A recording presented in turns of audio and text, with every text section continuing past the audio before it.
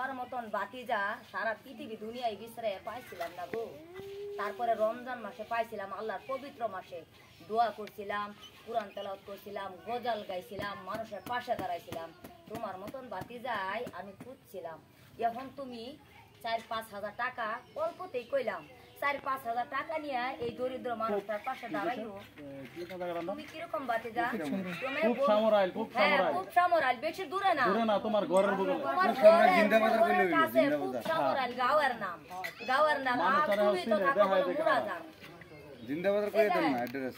এই দেখেন বাতিজা, জিন্দাবাজার। এই দেখেন বাতিজা, জিন্দাবাজার মানুষ মারা যায়, কিন্তু বাজারের নামটা জিন্দা, মানুষ যায় মারা।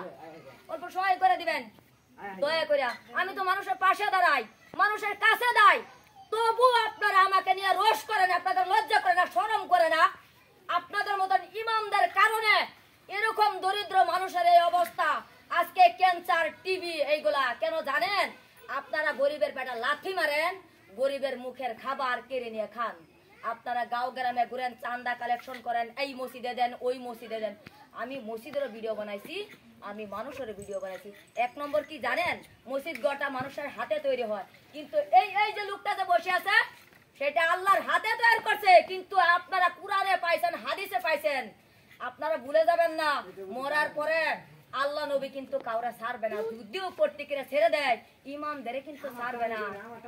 হ্যাঁ, সাত পর্দার আড়ালে নিয়ে আপনাদের মতন ইমামের শাস্তি হবে।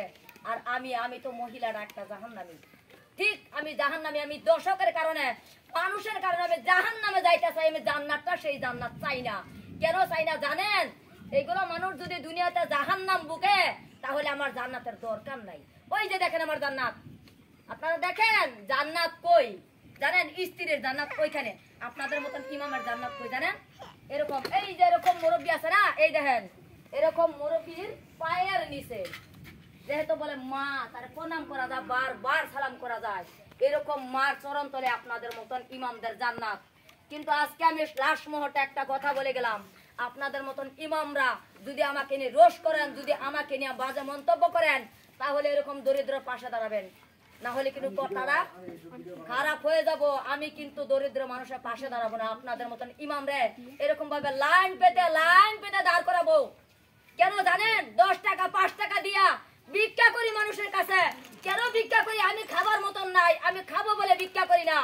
আর আমি আমার দালান কোটা উঠাবো বলে ভিক্ষা করি না। কেন জানেন? এরকম দরিদ্র, এরকম বাচ্চাদের কারণে আমি ভিক্ষা করি। কেন? আপনাদের মতন বাতিজা অনেক জায়গায় খুঁজছিলাম, কিন্তু পারছিলাম না। ভাবছিলাম আপনাদের বাসায় আসবো, কিন্তু বাসায় আসছি না। আমি অল্প কথাতে, কিন্তু আমার মাথাটা গরম হয়েছে, তো তাই কিছু বলছিলাম গো। প্লিজ দয়া করে, আমার মাথাটা গরম হয়েছে, তাই আমি অনেক পোস্টিং শুনছি, অনেক মন্তব্য শুনছি। আমি যে কিছু বলছি, আসলে তো তোমাদের প্রত্যেকে আমার দর্শকরা যদি কষ্ট পাও, তাহলে আমাকে ক্ষমা দেখবেন। আর যদি কার ভালো লাগে, কার দয়া লাগে, মায়া লাগে, 2 টাকা 1 টাকা দিয়ে সাহায্য করবেন, যেন মানুষটা চিকিৎসা করে আরো 1-2 বছর বেঁচে থাকতে পারে, আর বাচ্চাদের একটা ভবিষ্যৎ করতে পারে। সবাই ভালো থাকো, সুস্থ থাকো। সবার জন্য আমি প্রাণ ভরে দোয়া করি, আর সবার জন্য আমি আশীর্বাদ করি। সবাই এই বাচ্চাদের জন্য, এই মানুষটার জন্য আশীর্বাদ করো, আমার জন্য করা দরকার।